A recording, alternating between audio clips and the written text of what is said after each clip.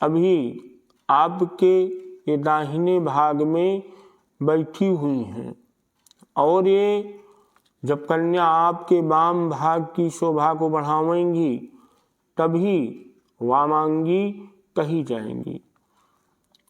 कहा भी गया है युद्धेषु पृष्ठतः मार्गे अग्रे निःसरेत ऋतुकाले तु वामांगी पुण्यकाले तु दक्षिणे।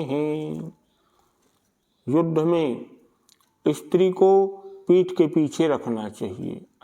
युद्ध में स्त्री को पीठ के पीछे इसलिए रखना चाहिए कि हो सकता है कि वो आपकी आत्मीय हैं, उनको चोट लग जाए, तो उनकी रक्षा के लिए भी और युद्ध जल्दी खत्म हो जाए इसलिए भी, तो युद्धेषु पृष्ठतः को पीठ के पीछे रखना चाहिए। मार्गे अग्रे निःसरेत, तो मार्ग में उनको आगे रखना चाहिए। और भैया जब चरपैया पे हों तो इनको अपने बाएं रखें। शैया पे सोते वक्त स्त्री को बाएं रखना चाहिए। कन्या के 7 वचन हैं भैया। इन 7 वचनों को जब आप मानेंगे, क्योंकि अपने माता पिता के उत्तम पवित्र कुल को छोड़ करके और ये आपके कुल को स्वीकार कर रही हैं और पूरे परिवार को छोड़ करके आपके परिवार में जा रही हैं, तो एक डर तो होता ही है। तो आप इनके 7 वचन को जब मानेंगे, जिनमें इनको महसूस हो कि सुरक्षित हैं आपके साथ, सदैव आप इनकी रक्षा करेंगे, तब ये जो है आपके वाम भाग में आवेंगी और आपके साथ वामांगी के रूप में बैठेंगी। तो इनका पहला वचन क्या है? तीर्थ व्रतोद्यापन यज्ञ दानम मया सहत्वम वामांग मायामि तदा त्वदीयम जगाद कन्या प्रथमम कुमारी। पहले वचन में ये कह रही हैं कि हे कांत,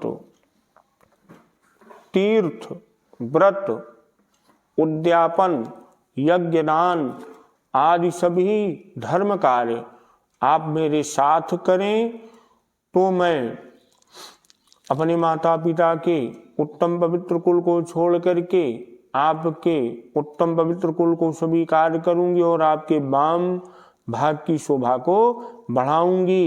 यह कन्या का पहला वचन है। द्वितीय वचन क्या है इनका? हव्य प्रदानैरमरान्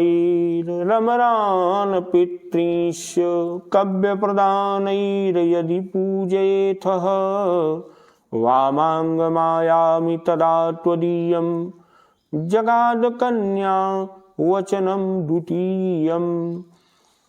यदि आप हविष्य अन्न देकर देवताओं की पूजा, उनकी तृप्ति करें और कव्य दे करके, पिंडदान आदि दे करके पितरों की पूजा करें, तो मैं आपकी वामांगी हो जाऊंगी। यह कन्या का दूसरा वचन है। तीसरा वचन क्या है इनका? कुटुंब रक्षा भरणम यदि त्वं कुर्याः पशूनां परिपालनं च वामांग मायामि तदा त्वदीयं जगाद कन्या वचनम तृतीयम। यदि आप परिवार वालों की रक्षा और पशुओं का पालन करें तो मैं आपकी वामांगनी कहलाऊंगी, आपके वाम भाग की शोभा को बढ़ाऊंगी। यह कन्या का तृतीय वचन है। चौथा वचन क्या है? आय व्ययम धन धान्यादिकानां दृष्ट्वा निवेशं प्रगृहं विदध्यः वामांग मायामि तदा त्वदीयं जगाद कन्या वचनम चतुर्थकम। यदि आप आय व्यय और धान्य को भर करके, अन्न को भर करके गृहस्थी को संभालें तो मैं अपने माता पिता के उत्तम पवित्र कुल को छोड़ करके आपके कुल को स्वीकार करती हूँ और आपके वाम भाग की शोभा को बढ़ाती हूँ। यह कन्या का चौथा वचन है। पांचवा वचन इनका क्या है? देवालय राम तड़ाग कूप वापी विदध्य यदि पूजेथः वामांग माया मितरा तुरीयम जगाद कन्या वचनम च पंचमम। यदि आप देवालय, बाग, कूप, तड़ाग, बावली आदि बनवाकर पूजा करें, फिलहाल भी तो कुआं बावली का युग नहीं रहा, लेकिन नलकूप, नल लगवा सकते हैं जिससे जल का दान हो, ऐसा कार्य कर सकते हैं। तो बनवा कर पूजा करें तो मैं आपकी वाम भाग में आऊंगी। यह कन्या का पांचवा वाक्य है। देशांतरे वा स्वपुरांतरे वा यदा विदध्या क्रय विक्रये त्वयं वामांग माया मितरा त्वदीयं जगाद कन्या वचनम च खष्टमम। यदि आप अपने नगर में अथवा किसी अन्य शहर में जाकर कोई व्यवसाय करते हैं, नौकरी करते हैं, धंधा बिजनेस करते हैं, तो